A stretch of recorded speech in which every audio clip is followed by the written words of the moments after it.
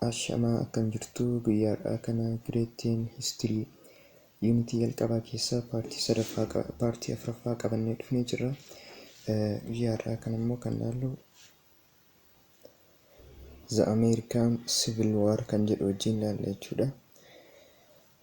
The American Civil War kana jalatti wanta American Civil War kana akka eegalu taasisee maal inni kan jedhu akkasuma bu'aan isarraa argame yookiin dhumarratti wanti mudate maali kan jedhu wajjin ilaalla jechuudha.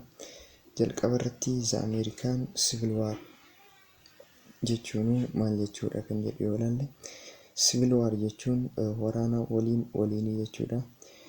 Biyyuma tokko keessatti guruppiin yaada adda addaa qaban yommuu waraana walirratti bananidha jechuudha Civil War kan jennuun. Kanaafuu American Civil War kan jedhu kana jalatti warra kaabaatii fi warra Ameerikaa kaabaatii fi kibbaa yaada garaagaraa sababa qabaniif waraana walirratti banamedha jechuudha. Waraanni kunis bara 1861 hanga bara 1865 waggoota hanga 4tiif kan ture jechuudha. Jalqaba irratti kan ilaallu Cause of the War. Waraana kana kan sababa ta'e yookiin akka mudatu taasise maal inni kan jedhudha. Sababni inni guddaan isaan lameen kana jechuudha. The economic and political difference between the South and the North. Garaagarummaa ikoonomii yookiin diinagdeetii fi poolitikaa jidduu warra Saawuzii warra kibbaatii fi akkasuma warra Noorzii jidduu jirudha jechuudha. Warri Noorzii fi warri Saawuzii garaagarummaa ikoonomii akkasuma garaagarummaa poolitikaa sababa qabaniif jechuudha waraanni kun kan uumamuu danda'eef. Garaagarummaa ikoonomiitu jidduu warra kaabaatii fi kibbaa ture jennee jirra. Garaagarummaan kun inni kan jedhu yoo ilaallu, The North Advanced Capitalist Economy resulted from the Industrial Revolution. Warri kaabaa kun advanced capitalistii turan jechuudha. Warra kapitaalizimii hordofu turan jechuudha. Kapitaalizimiin grade 9 unitii afuraffaa irra ni jira jechuudha. Kapitaalizimiin economic and political system dha jechuudha. Waa'een isaa bal'inaan kutaa 9 ni jira jechuudha. Kanaafuu warri kaabaa kun warra kapitaalistii turan jechuudha. Kapitaalizimiin kunis sababa industrial revolutionii kan mudatedha yookiin result kan ta'edha jechuudha. The South advanced plantation economy based on slave labor. Warri kibbaa kun immoo diinagdee warri kibbaa immoo kan inni irratti hundaa'e plantation economy ture jechuudha. Qonnaa fi wanta akkasii fi warra qonnaan jiraatudha jechuudha. Sababa kanaaf maal godhanii slave fayyadaman yookiin gabra fayyadaman jechuudha. Warri gabraa kunniin warra lafa qabaniif lafa isaanii qotuudhaan jechuudha kan jiraatan. Kafaltiin tokko kan kafalamuuf hin jiru jechuudha warra gabraa kanaaf. Akkasumatti bilisaan nyaata qofa kennuudhaan kan warra lafa qabu kana tajaajilan jechuudha. Kanaafuu USA'n bakka lamatti addaan qoodamte jechuudha. Isaanis warra kapitaalistii kaabaatii fi akkasuma warra gabra hojjechiifatu warra kibbaa kana jechuudha. Warra gabratti fayyadamu jechuudha. The Northerners wanted equal economic development throughout America. Warri kaabaa kun economic development yookiin guddina diinagdee haala walqixa ta'een equalidha jechuudha kan isaan barbaadan. Guddina diinagdee walqixa ta'e guutummaa Ameerikaa keessatti akka dhufu barbaadanii jechuudha warri kaabaa kun. They were called abolitionist. Warra abolitionist jedhamaa jechuudha. Abolish jechuun dhabamsiisuu yookiin balleessuu jechuudha. Kanaafuu warri kaabaa kun gabrummaa yookiin slave isa jennuun kana balleessuu barbaadanii jechuudha. Kanaaf abolitionist jedhamanii beekaman. Akkasuma they were also called unionist. warra tokkummaa barbaadus waan ta'aniif guddinni diinagdee kun nama hundaafuu walqixa akka ta'u barbaadaa turan jechuudha guutummaa Ameerikaa keessatti. Kanaafuu warri kun Unionist jedhamaniillee ni beekamu jechuudha.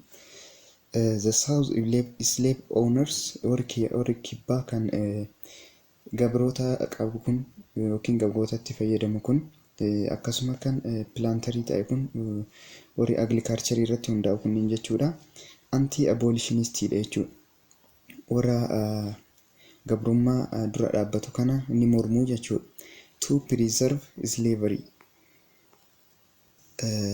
Slavery kana preserve gochuudhaaf yookiin tursiisuudhaaf jechuudha. Warra abolitionistii kana dura dhaabbatanii jechuudha yookiin ni mormanii jechuudha. Warri kun immoo they were called secessionist jedhamanii waamanii jechuudha.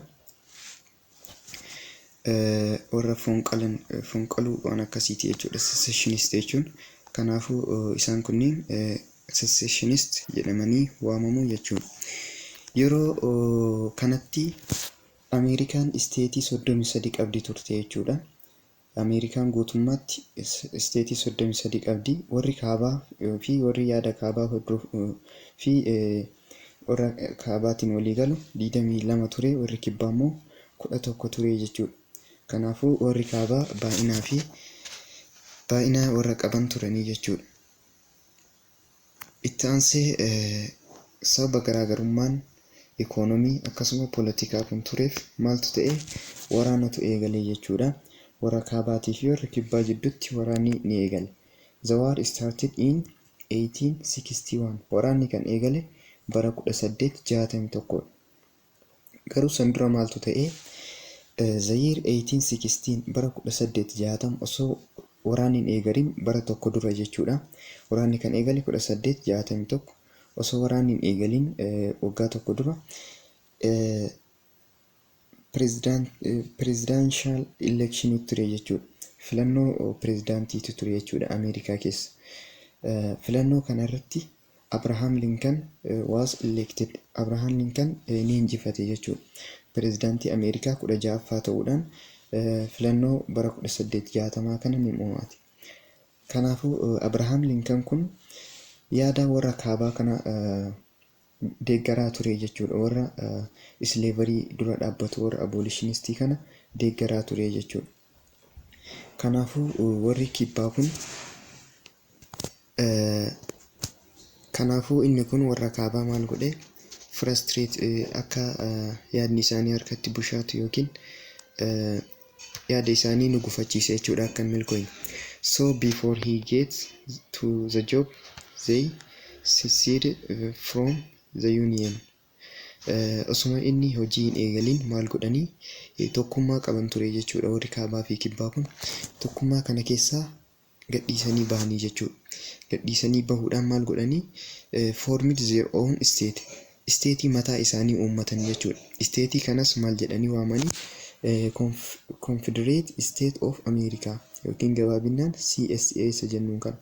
Isteetii Confederate State of America jedhamtu hundeessanii jechuudha. Gabaabinaan isteetii isaanii kunis maal jedhamee beekama? The Confederacy jedhamee beekama jechuudha. Isteetiin kun kan eenyuti? Kan warra kibbaati jechuudha. Sababa Abraham Lincoln yaada isaanii hin deeggarreef isteetii mataa isaanii hundeeffachuudhaaf murteessanii jechuudha. The president of the state was a rich planter called Colonel Jefferson Davis.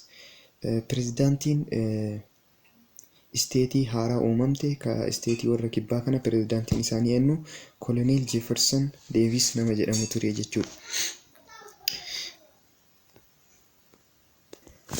The war has two different phases. Waraanni kun yeroo tokkoon kan xumurame osoo hin ta'in feezii yookiin sadarkaa lama qaba ture jechuudha. Sadarkaan jalqabaa waraana jalqaba eegalameedha 1861 hanga 1863 waggaa lamaaf kan turedha jechuudha. Sadarkaa jalqabaa irratti waraanni ture. Isa kana irratti yookiin waraana kana irratti the South were using their experienced officerii experience qabu fayyadamaa turan jechuudha. Kanaafuu akkasuma quality of soldiers waraanni isaaniillee dandeettii guddaa kan qabu ture jechuudha yeroo jalqabaa kana irratti warri kibbaa kan qaban waraana baay'ee cimaadha. Kanaafuu the victory was in their hand. Kanaafuu eenyutu mo'ate jechuudha, warra kibbaatu mo'ate. Feezii jalqabaa yookiin sadarkaa jalqabaa irratti waraana kana kan mo'ate warra kibbaa ture. Feezii lammaffaa irratti immoo bara 1863 hanga 1865 kunis waggaa lamaaf kan turedha. Asirratti as this phase the northerner won the war because of two reasons. Warri kaabaatu mo'ate jechuudha feezii lammaffaa kana irratti. Kan jalqabaa warra kibbaatu mo'ate jenneerra, amma immoo kan mo'ate warra kaabaati. Warri kaabaa kan mo'ateefis for two reason, sababa lamaafi jechuudha.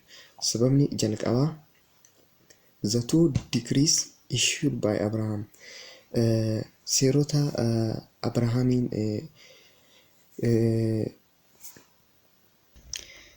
Abrahaamiin tumamanii jechuudha. Seerota Abrahaamiin tumaman lamatu ture jechuudha.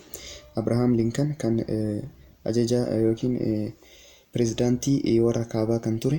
Abrahaam Lincoln seerota lama tume jechuudha yookiin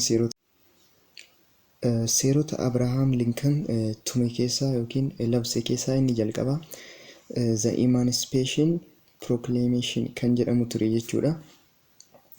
Seerri kun maal jedhaa? Declared that slaves in the south were set free. Warri gabraa kan harka warra kibbaa ture sun bilisummaadhaan akka nama kamittuu jiraachuu akka danda'an declare godha jechuudha yookiin labsaa jechuudha. Kuni kan ta'e Janawaarii 1 bara 1863. Seerri inni lammaffaan immoo the Homestead Law kan jedhamudha. Seerri inni lammaffaan the Homestead Law. Seerri kun immoo maal jedhaa? Abraham gave the Americans, including the slaves in the south, the right to a plot of land in the west to those who were ready to work on it. Mirga kenneef jechuudha warra Ameerikaatiif akkasuma warra gabraa kanas dabalatee mirga maalii kenneefi? Mirga lafa qotatu yookiin irraa fayyadamuu mirga kenneefi jechuudha. This decrease attracted a number of slaves in the south to join the army of Abraham. Seerri kun maal godhee warra gabraa kana akka waraana Abraham Lincoln seenaniif kaka'umsa itti uume jechuudha yookiin ofitti harkisee jechuudha. Maaliifii mirga akka nama kamittuu bilisaan jiraachuu kenneefii jira, akkasuma mirga lafa qotatanii jiraachuu kan isaan kana dura qabaataan turre kenneefii jira. Kanaafuu warri duraan gabra ture kun waraana Abraham Lincoln join godhanii jechuudha yookiin itti makaman. Kanaafuu yeroo kanatti maal ta'e sababa kanaaf humna argate jechuudha Abraham Lincoln. Sababni inni jalqabaa seerota lamaan inni labsii kanaadha jechuudha. Sababni inni lammaffaa immoo the effective leadership of Abraham Lincoln and his two generals. Sababni lammaffaan waraana peezii lammaffaa kanarratti gaggeeffame warri kaabaa mo'ateef sababni inni lammaffaan effective leadership Abraham Lincoln jechuudha. Karaa cimina qabuun hoogganaa ture jechuudha Abraham Lincoln. Akkasuma gargaartota qabaa ture jechuudha. Giraantii fi Sherman nama jedhaman jeneraalota lameen kanneen gargaaramuudhaan effective leadership gaggeessuu danda'een yookiin gaggeessummaa cimina qabu sababa gaggeessaa tureef waraana yeroo lammaffaatiif gaggeeffame kana warri kaabaa mo'achuu danda'aniiranii jechuudha. Itti aansee immoo kan laallu waraanni kun erga gaggeeffamee xumuramee maaltu mudate kan jedhu ilaalla jechuudha. Riizaaltii yookiin bu'aa waraana kanarraa argame ilaalla jechuudha. Result of the American Civil War. Bu'aa waraana waliinii Ameerikaa keessatti gaggeeffame yommuu ilaallu jalqaba irratti slavery war legally abolished. Gabrummaan seeraan legally abolished ta'eera jechuudha. Dhoggamee jira jechuudha. Slavery yookiin nama gabroonfachuun waraana kana booda erga waraanni kun xumuramee booda gabrummaa wanti jedhamu karaa seeraatiin dhooggamee jira jechuudha. Inni kun bu'aa tokkodha. Itti aansee it helped America to emerge as a global power. Humna guddaa akka argattu taasiseera jechuudha. Addunyaatti global jechuudha. And develop a capitalist economy. Dinagdeen isiillee akka guddatu taasisee jira jechuudha. Waraanni kun erga xumuramee booda capitalist economy tu maaliif capitalist economy ta'e warri kaabaatu mo'ate sababa ta'eef warri kaabaa immoo capitalist warra hordofu ture jechuudha. The assassination inni sadaffaan immoo the assassination of Abraham Lincoln.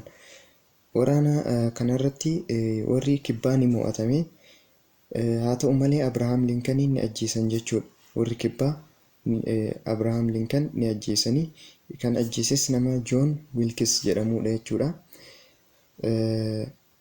Was also the result of the war. Kunis bu'aa American Civil War irraa argamedha jechuudha.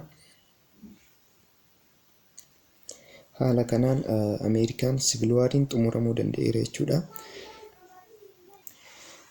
Kan inni xumurames bara 1861 eegaluudhaan bara 1865tti American Civil Wariin xumuramuu danda'ee jira jechuudha.